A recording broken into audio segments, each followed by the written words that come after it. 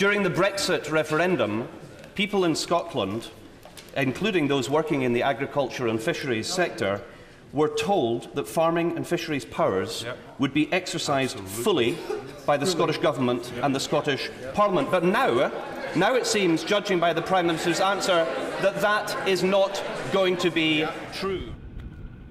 The UK's fishing industry employs only 11,000 people.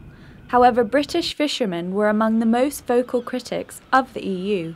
Fuelled by a restrictive common fisheries policy, the fishermen voted to claim back their seas. The devolution settlement means that Scotland has powers of management over its own seas, so we could put in our own fisheries regime.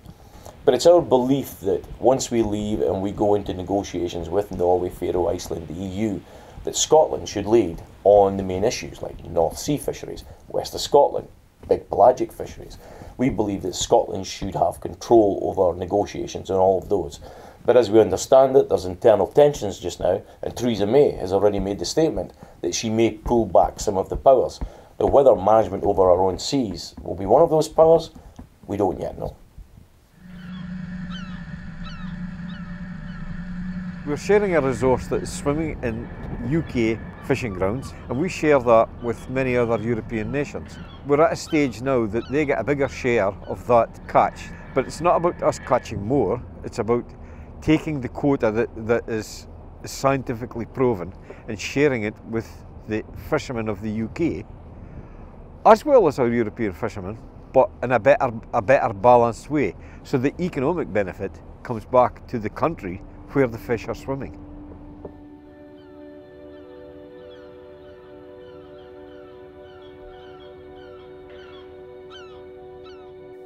Less than a third of quota caught in British waters is allocated to the UK, where EU vessel owners can manage their boats under the UK flag. This means they use Britain's quota allowance but land their catch in their own country.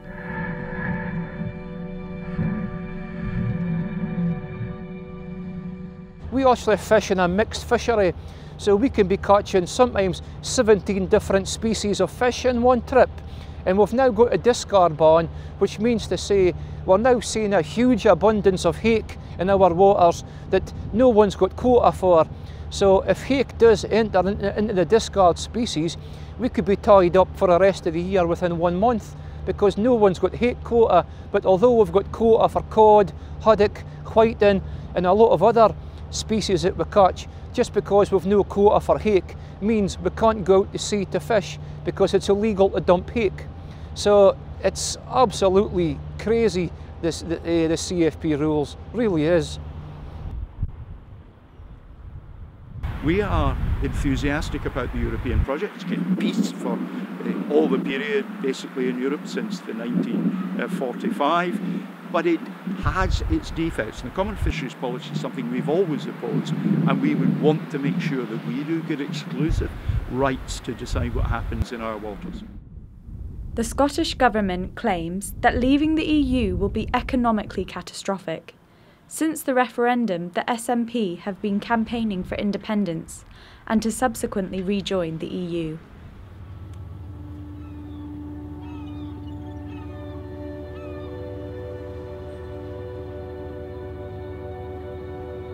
Why is there discards in the first place?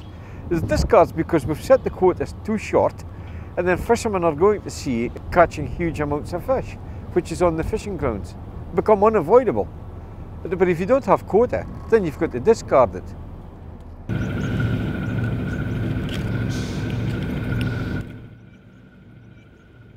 And I know it sounds horrible discarding fish. We get our best fish in.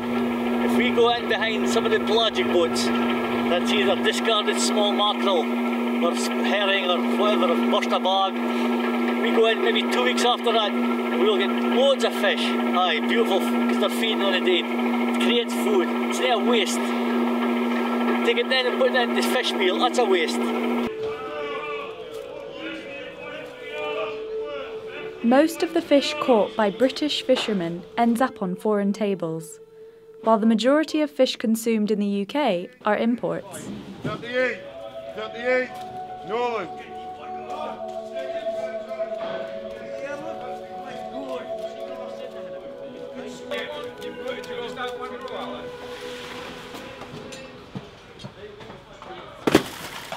When we joined the EU, we didn't join a political union.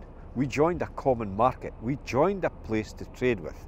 Our near horizon was to trade with our European cousins. That was the obvious thing to do. And therefore, to join the common market was the right thing to do at that time.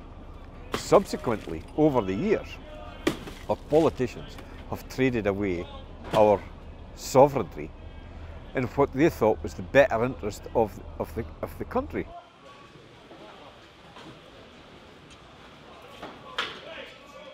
I supported independence the last time when we was in Europe. I couldn't ever believe we would ever leave Europe. So I says, whereas we'll be in Europe with our own a Scottish voice. Nicola Sturgeon's mad, blind panic to leave a union of 300 years, to go and rejoin one of 40 years. It's just madness. I am very passionate about keeping the UK together. The argument that the SNP puts forward to justify their cause, they say that it's so important to be part of the EU that we would lose a certain amount of jobs and it would be bad for the economy. But the truth is that Scotland does 4 times more trade with the rest of the UK than it does with the whole of the EU. So to argue that it's so important that we break up the UK to remain part of the EU is the economics of the madhouse, I would argue. I think we've also got to be very aware that when you're running a country with 65 million people, that although you are fighting for your survival, your industry, your career, that the economics and the demands of running a country, especially the 5th biggest economy in the world, is very, very taxing. And therefore you may not always get the full attention and focus that you would wish. However, that means we don't stop lobbying, it means we don't stop working.